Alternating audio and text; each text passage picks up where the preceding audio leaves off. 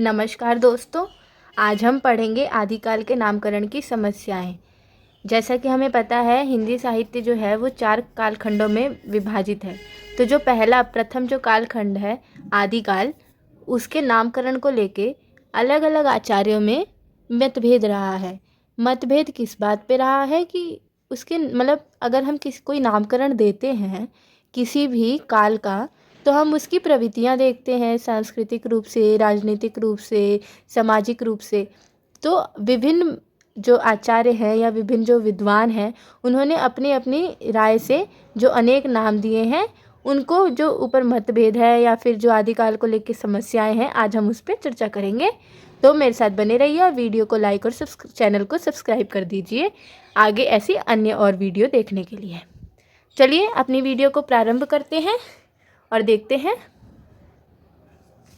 काल विभाजन करके साहित्य इतिहास के अध्ययन करने की उपादेयता सिद्ध हो जाने पर प्रथम समस्या आती है उसके नामकरण की।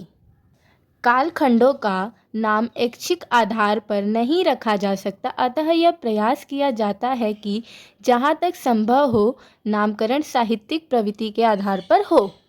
एकदम संभव न हो तो उस कारण के आधार पर हो जिसने तत्कालीन साहित्यिक के स्वरूप निर्धारण में सर्वाधिक महत्वपूर्ण भूमिका निभाई हो। इससे क्या पता चलता है? साहित्य क्या है?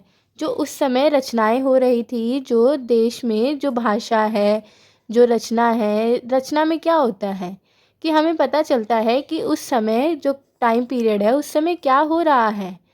तो उसी आधार पे जो साहित्य इतिहास होते हैं, उनके नाम लिखे जाते हैं।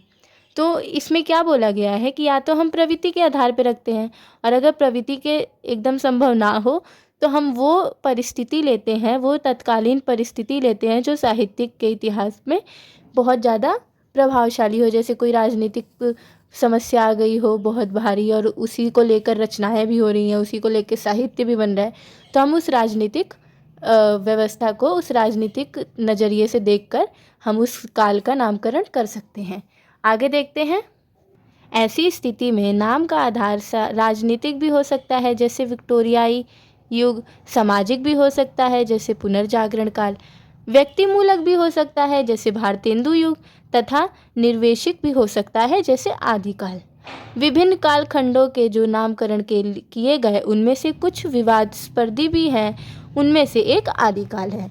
तो अब हम आगे चर्चा करते हैं कि विभिन्न जो विद्वान हैं, विभिन्न जो हमारे रचनाकार हैं, जो उन्होंने साहित्य की रचना की है, उन्होंने अपने क्या मत दिए हैं, आइए देखते हैं। George Grierson. सर्वप्रथम नाम हम जॉर्ज ग्रियर्सन का लेंगे क्योंकि इनसे जो पहले थे उन लोगों ने कोई नामकरण या काल विभाजन नहीं किया था। यहाँ से ही हमें जॉर्ज ग्रियर्सन से ही काल विभाजन का पता चलता है। तो आइए देखते हैं।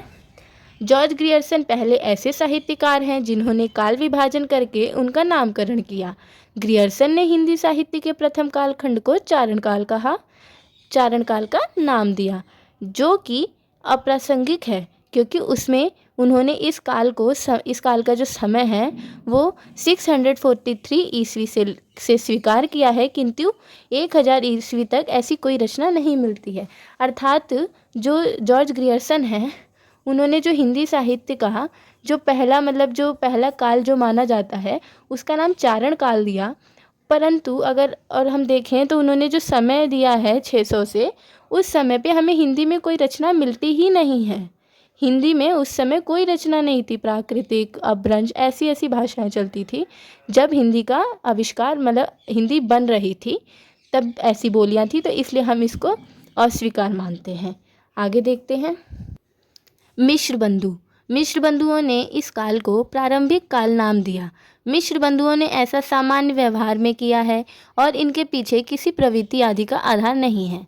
उन्होंने केवल एक हिंदी साहित्य निकाला जिसमें हिंदी की रचनाएं जहाँ से शुरू हो रही थी वहाँ से लेके जिस समय तक ये लोग थे उस समय तक की सारी ये रचनाओं को देख के हिंदी साहित्य ग्रंथ बनाया और उसको काल विभाजित किया, और बिना किसी कोई प्रवृत्ति नहीं देखी, कोई ऐसी स्थिति नहीं देखे बिना नॉर्मल सा प्रारंभिक काल रख दिया कि ये स्टार्टिंग है, तो इसका नाम हम प्रारंभिक रख देते हैं। तो इसलिए इन पे इतना ध्यान नहीं दिया जाता। फिर आते हैं रामचंद्र शुक्ल।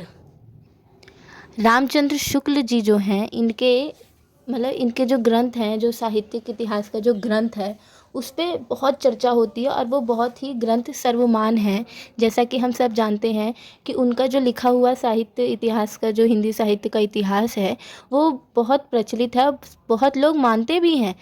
तो इसलिए इनके विभिन्न जो कालखंडों के नाम हैं वो माने जाते हैं, पर इनका जो दिया हुआ वीर गाथा काल है वो क्यों नहीं माना जाता, वो हम इसमें देखते हैं। रामचंद्र शुक्ल ने इस काल का नाम वीर गाथा काल दिया, और ये आप लोग याद कर लीजिए क्योंकि रामचंद्र शुक्ल बहुत ही महत्वपूर्ण है और ये पूछा जाता है कि उन्होंने काल विभाजन में जो सर्वप्रथम हमारा जो काल है उसका नाम क्या दिया, तो वीर गाथा। बहुत बच्चे इसमें आदिकाल कर देते हैं, इसलिए ये चीज़ ध्यान में रखिएगा। तो रामचंद्र शुक्ल ने इस काल का नाम वीरगाथा काल दिया। अपने इस नामकरण हेतु अपनी विचारधारा की पुष्टि करते हुए वो लिखते हैं, जब से मुसलमानों की चढ़ाई का आरंभ होता है तब से हम हिंदी साहित्य की प्रवृत्ति एक विशेष रूप में बांधती हुई पाते हैं। राजश्रित कवि अपने आश्रयदाताओं के पराक्रमपूर्ण चरित्रों तथा गाथाओं का वर्णन करते थे। यही प्रबंध परंपरा रासों के नाम से जानी जाती है, जिसे लक्ष्य करके हमने इस काल को वीरगाथा काल कहा है। अर्थात उन्होंने वीरगाथा काल नाम इसलिए दिया क्योंकि उन्होंने उस काल में वीरगाथात्मक प्रवृत्ति आधारित अधिक देखी और पढ़ी। मतलब कि रामचंद्र शुक्ल ने क्या रीज़न दिया कि मैंने वीरगाथा काल क्यों दिया है नाम, क्योंकि वो कहते हैं कि उस समय जो कवि थे वो राजश्री कवि थे, मतलब वो राजा के आश्रय में रहते थे। अब वो केवल अपने राजा का बढ़ाई करते थे, उनकी तारीफ़ करते थे, उनकी युद्ध में जो वीरता थी उसका प्रदर्शन करते थे, और उन सब जो वीरता वगैरह का जो वो है प्रदर्शन, वो हम राजशोक ग्रंथ में देख सकते हैं। परंतु इनकी ये बात क्यों नहीं मानी जाती है, क्योंकि उस समय हम केवल रासो ग्रंथ ही नहीं देखते हैं, उसके साथ साथ हम नाथ, सिद्ध, जैन और लौकिक साहित्य भी देखने को हमें मिलता है, तो हम उनको नकार नहीं सकते हैं। और जबकि जो इन्होंने रासो ग्रंथ लिया है वो तो अधिकतर अप्रामाणिक है, जो हमें प्राप्त भी नहीं होते हैं, ऐसे ग्रंथों को भी इन्होंने गिन लिया। तो यहाँ पे इनके वीरगाथा काल पे प्रश्न उठता है। आगे देखते हैं। डॉक्टर हजारी प्रसाद द्विवेदी शुक्ल जी के मत से असहमति प्रकट करते हैं और धार्मिक रचनाओं को भी साहित्य का अंग मानने की बात कहते हैं।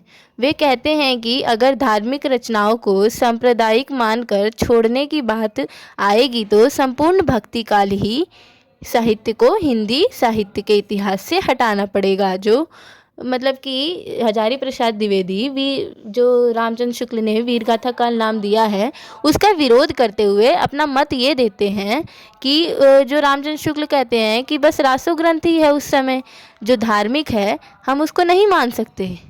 तो हजारी प्रसाद द्विवेदी कहते हैं कि नहीं, हमें वो मानना पड़ेगा, उसको भी एक साहित्य का हिस्सा मानना पड़ेगा, क्योंकि गोरखनाथ, सरहप्पा और ये जो लौकिक साहित्य वगैरह है जो अमीर खुसरो वगैरह ने लिखा है, इसको भी महत्वपूर्ण मानना है, क्योंकि ये भी एक साहित्य का हिस्सा ही है। और अगर हम ये धार्मिक चीज़ों को नहीं मान रहे, साहित्य हम नहीं इसको महत्व देंगे, तो जो हमारा भक्तिकालीन हिंदी साहित्य है उसको हमें हिंदी साहित्य के इतिहास से पूरा हटाना पड़ेगा, तो ये तो गलत हो जाएगा। इसलिए वो इसका विरोध करके वीरगाथा काल स्वीकार करने से विद्यापति और खुसरो भी इसमें से बाहर छूट जाते हैं। मतलब कि वो ये कहते हैं कि जैसे विद्यापति की बहुत सारी कविताएं और रचनाएं हमें देखने को मिलती हैं, और ऐसे ही अमीर खुसरो भी हैं, और जो धार्मिक है उसमें हमें नाथ, सिद्ध, जैन साहित्य देखने को मिलता है। तो वो कहते हैं कि हम ये सब नहीं छोड़ सकते, इसलिए हम इसका नाम आदिकाल देंगे। तो उन्होंने क्या नाम दिया? आदिकाल। आगे देखते हैं। महावीर प्रसाद द्विवेदी, उन्होंने क्या बोला है देखते हैं। महावीर प्रसाद द्विवेदी ने आदिकाल की भाषा और साहित्य सामग्री पर विचार करने के पश्चात इस काल का नाम बीज-ओपन काल रखने की सुझाव दिया है। यद्यपि भाषा की दृष्टि से भले ही बीज-ओपन काल हो, किंतु यह नाम साहित्य के तत्कालीन प्रवृत्तियों को आत्मसात नहीं करता, अतः यह नामकरण मान्य नहीं हुआ। क्यों? बीजोपन का क्या अर्थ हो गया कि हम एक पेड़ उगाते तो सर्वप्रथम जो हमारा पहला स्टेप होता है वो बीज का ही होता है, बीज नहीं तो कुछ भी नहीं, तो बीज होना अनिवार्य है। तो तो अगर हम देखें हिंदी भाषा के आधार पर देखें तो मतलब हिंदी भाषा तो सही है कि हाँ हिंदी भाषा वहाँ से ही उपजी है, कि उससे पहले अपभ्रंश था, पाली था, संस्कृत था। तो हिंदी भाषा भाषाई आधार पर तो ठीक है, पर अगर हम साहित्यिक आधार पर देखें तो वीज ओपन बोलना गलत है, क्योंकि साहित्य जो था वो उससे पहले भी लिखा जा रहा था।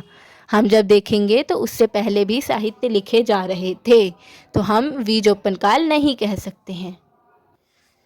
श्याम सुंदर दास, श्याम सुंदर दास का क्या मत है देखते हैं। श्याम सुंदर दास ने शुक्ल जी के नामकरण का समर्थन किया है और स्वयं प्रत्येक निष्पेक्ष रहकर विकास दिखलाया है, जिसमें वे इस विवाद से दूर हैं। मतलब वो इस विवाद से ही पूरा हट गए हैं और उन्होंने रामचंद्र शुक्ल जी के नामकरण में समर्थन अपना दिखा दिया है कि हाँ भाई मैं तो रामचंद्र शुक्ल जी के काल विभाजन से समर्थक हूँ। ठीक है।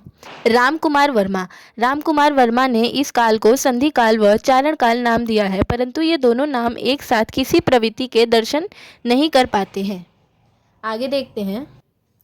राहुल सांकृत्यायन, राहुल सांकृत्यायन ने क्या कहा है। राहुल सांकृत्यायन ने इस काल के सिद्ध सामंत काल नाम रखा है। मतलब उन्होंने आदिकाल का क्या नाम रखा है, सिद्ध सामंत काल, क्योंकि वह यह मान्यता रखते हैं कि सिद्ध स्वयं रचनाकार थे और सामंत रचना के प्रत्येक प्रेरक थे।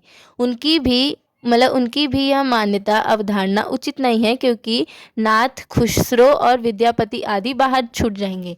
मतलब राहुल सांकृत्यायन जी सिद्धों के ज़्यादा समर्थन कर रहे हैं कि उस समय बस केवल सिद्ध ही थे साहित्य में, और जो सामंत था उस समय सामंती राज्य था, जैसे रासो ग्रंथ वगैरह हो गए तो उस समय सामंती था। परंतु इन दोनों के अलावा भी लौकिक थी, विद्यापति जी भी थे, नाथ भी थे, जैन भी थे, तो ये सब छूट जाएंगे। तो आज हमने जो पढ़ा है, हमने अलग अलग विद्वानों के मत पढ़े हैं, उस हिसाब से हमें पता चलता है कि आदिकाल जो नाम है वही सर्वमान है। ठीक है। और ये नाम किसने दिया है, हजारी प्रसाद द्विवेदी ने। ये चीज़ आपको याद रखना है, ये परीक्षा में बार बार पूछा जाता है। आदिकाल नाम जो है रामचंद्र शुक्ल ने नहीं दिया है, आदिकाल नाम हजारी प्रसाद द्विवेदी ने दिया है, ये याद रखना है आप सभी को। और जो ये मैंने उत्तर लिखवाया है, ये अगर आप लोग इतना भी पेपर में लिख के आते हैं तो आपके पूरे में से पूरे नंबर आएंगे। वीडियो अच्छी लगी हो तो वीडियो को एक लाइक करें, चैनल को सब्सक्राइब करें और अपनी दोस्तों के साथ वीडियो को शेयर करें, जिससे उनकी भी परीक्षा में मदद हो सके। धन्यवाद।